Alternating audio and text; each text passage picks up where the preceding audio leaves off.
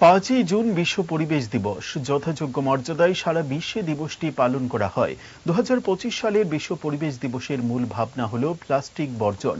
এই দিনে রাজ্যে সরকারি ও বেসরকারিভাবে বিভিন্ন সামাজিক প্রতিষ্ঠানগুলো বৃক্ষরোপণ কর্মসূচি হাতে নিয়েছে।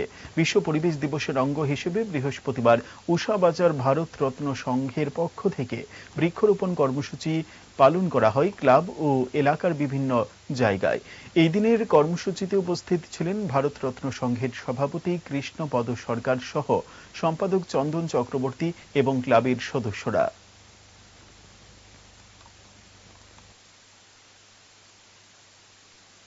আজকে 5ই জুন বিশ্ব পরিবেশ দিবস।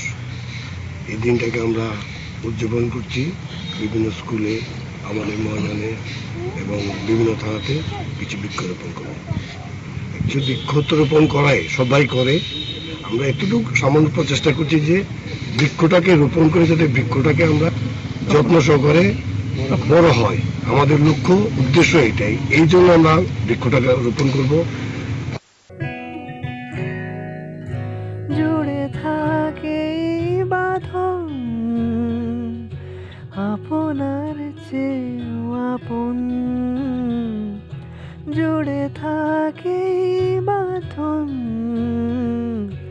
আপনার চেয়েও আপন, আপনার চেয়েও আপন।